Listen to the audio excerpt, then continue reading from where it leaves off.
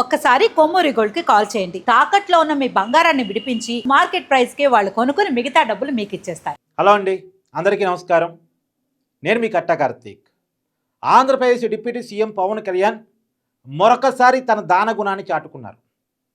చిరకలూరుపేట శారద జిల్లా ఉన్నత పాఠశాల, ఆ పాఠశాలకు 25 కంప్యూటర్లు ప్లస్ లైబ్రరీ ఏర్పాటు 25 లక్షల రూపాయలతో ఏర్పాటు చేయించారు. 25 కంప్యూటర్లు కొనిచ్చారు. లైబ్రరీ కూడా తన సొంత డబ్బులతోనే ఏర్పాటు చేయించారు. దానికోసం మొత్తంగా 25 లక్షల రూపాయలు ఆయన సొంత డబ్బుని వెచ్చించారు. ఇది మాత్రమే కాదు, పవన్ కళ్యాణ్ అనగానే ఆయన ఫ్యాన్స్కి ఆయన పేరు ఒక వైబ్రేషన్ కావచ్చు. ఆయన అభిమానులు కాని వాళ్ళు కూడా పవన్ కళ్యాణ్ అంటే అభినవ దానకనుడు అనిపించుకుంటాడు. గతంలో మనం చూసాం, విజయవాడలో వరదలు వస్తే ఆంధ్రప్రదేశ్ ముఖ్యమంత్రి చంద్రబాబు నాయుడు గారి రిలీఫ్ ఫండ్కు ₹1 కోటి సహాయం ప్రకటించి ఆ ₹1 కోటి సహాయంతో ఆయన సాటిస్ఫై కాలే. కొన్ని వందల గ్రామ పంచాయతీలని ఎంచుకొని ప్రతి గ్రామ పంచాయతీకి ₹1,00,000 చొప్పున ₹3 కోట్ల సహాయాన్ని ఆయన ప్రకటించారు. ఇది మాత్రమే కాదు, ₹3 కోట్ల గ్రామ పంచాయతీలకు ఇచ్చారు. సీఎం రిలీఫ్ ఫండ్కు ₹1 కోటి ఇచ్చారు. పక్కనే ఉన్నటువంటి తెలంగాణలో ఖమ్మం జిల్లాలో వరదలు వస్తే అదే సమయంలో వచ్చినాయి కదా, అంటే విజయవాడలో ఖమ్మంలో ఎట్ టైం వరదలు వచ్చాయి కదా, ఖమ్మంలో వరద సాయం కోసం అని చెప్పేసి తెలంగాణ ముఖ్యమంత్రి రేవంత్ రెడ్డి గారి సీఎం రిలీఫ్ ఫండ్ కూడా ₹1 కోటి సహాయాన్ని అందించారు. అంటే చంద్రబాబు నాయుడు గారి రిలీఫ్ ఫండ్ ₹1 కోటి, ఏపీ సీఎం రిలీఫ్ ఫండ్కి, అలాగే తెలంగాణ సీఎం రిలీఫ్ ఫండ్కి ₹1 కోటి, అది కాక గ్రామ పంచాయతీల కోసం మరొక ₹3 కోట్ల. ఇది పవన్ కళ్యాణ్ గారి దానత్వం.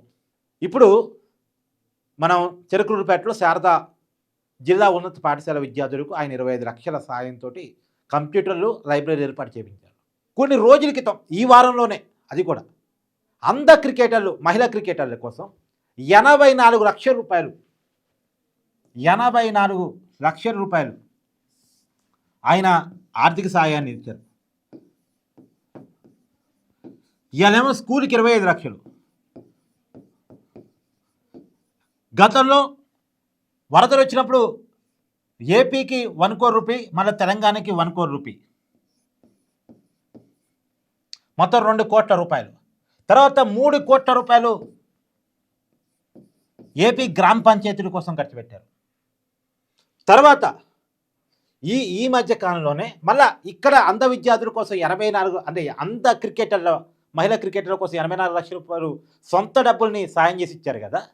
ఇది కాక ఒక క్రికెటర్, మా ఊరికి కనీసం రోడ్డు లేదు అంటే ఇమ్మీడియట్గా ఆ అమ్మాయి చెప్పినటువంటి గంటల వ్యవధిలో, ఉదయం చెప్పింది, ఈవినింగ్ కల్లా రోడ్డు శాంక్షన్ అయింది. గ్రామీణాభివృద్ధి పంచాయతీరాజ్ శాఖ మంత్రిగా పవన్ కళ్యాణ్ ఉన్నారు కదా, తన పంచాయతీరాజ్ శాఖ నుంచి రోడ్డు శాంక్షన్ చేయించారు. సమస్య చెప్పిన వెంటనే పరిష్కరించడం. ఇక్కడ కూడా ఇవాళ చిరకలూరుపేట శారదా జిల్లా ఉన్నత పాఠశాలకి కంప్యూటర్ ఇవ్వడం, లైబ్రరీ ఇవ్వడం వెనకాల కూడా మొన్న మెగా పేరెంట్ టీచర్స్ మీటింగ్ 2.0 జరిగింది కదా, దానికి పవన్ కళ్యాణ్ గారు చీఫ్ గెస్ట్గా వెళ్ళారు. ఆ స్కూల్లో ఆ కార్యక్రమం నిర్వహించారు. ఆ నిర్వహించిన కార్యక్రమానికి ఆంధ్రప్రదేశ్ డిప్యూటీ సీఎం పవన్ కళ్యాణ్ గారు వెళ్ళారు. వెళ్ళినప్పుడు ఆ స్కూల్లో వసతుల మీద ఆరా తీస్తే అక్కడ ఉన్నటువంటి సమస్యల్ని అక్కడ ఉన్న వాళ్ళు, అంటే ఆ స్కూలు టీచర్సు, హెడ్ మాస్టర్ వాళ్ళు ఉంటారు, వాళ్ళు చెప్తే విని కరిగిపోయిన పవన్ కళ్యాణ్ గారు ఆ రోజు మాట ఇచ్చారు.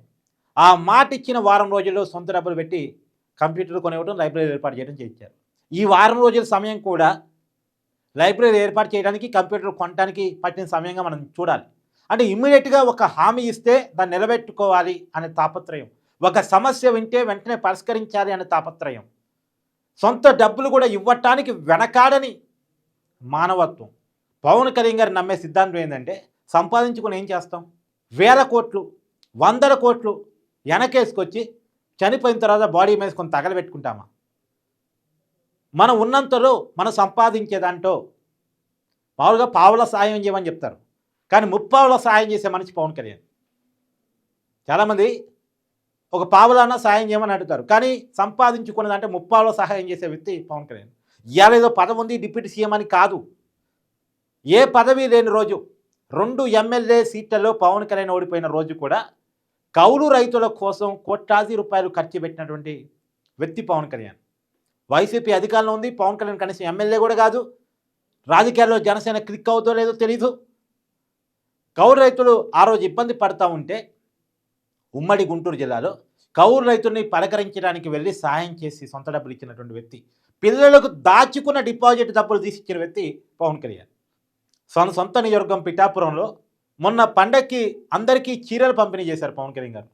తర్వాత తన ఏజెన్సీ గ్రామాల్లో ఎక్కువ తిరుగుతున్నారు కదా, ఏజెన్సీ గ్రామాల్లో చెప్పులు లేని గిరిజనులు చూసి కరిగిపోయినటువంటి పవన్ కళ్యాణ్ వాళ్ళ కాళ్ళ సైజులు తెప్పించుకొని అందరికీ సొంత డబ్బులతో చెప్పులు గుట్టించి పంపించారు గిరిజనులకి, ఏజెన్సీ గ్రామాల్లో నివసించే గిరిజనులకి.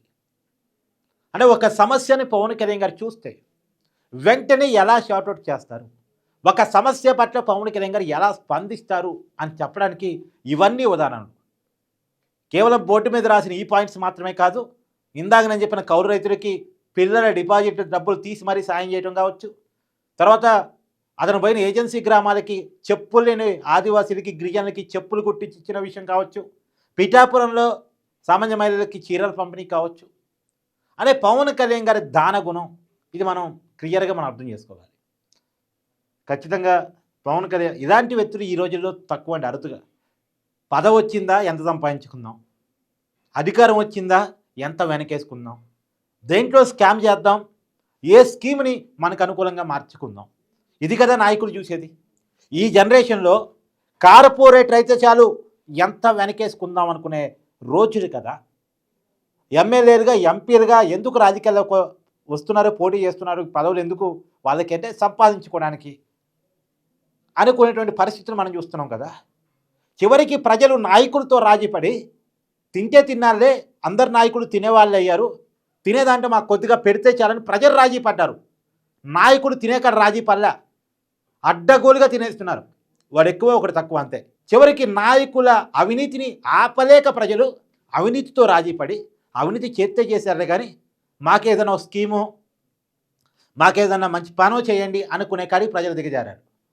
అంటే ప్రజాస్వామిక వ్యవస్థలో ప్రజలు రాజీ పడ్డారు, నాయకుడు రాజీ పల్లె, అవినీతి చేసేవాళ్ళు రాజీ పల్లె.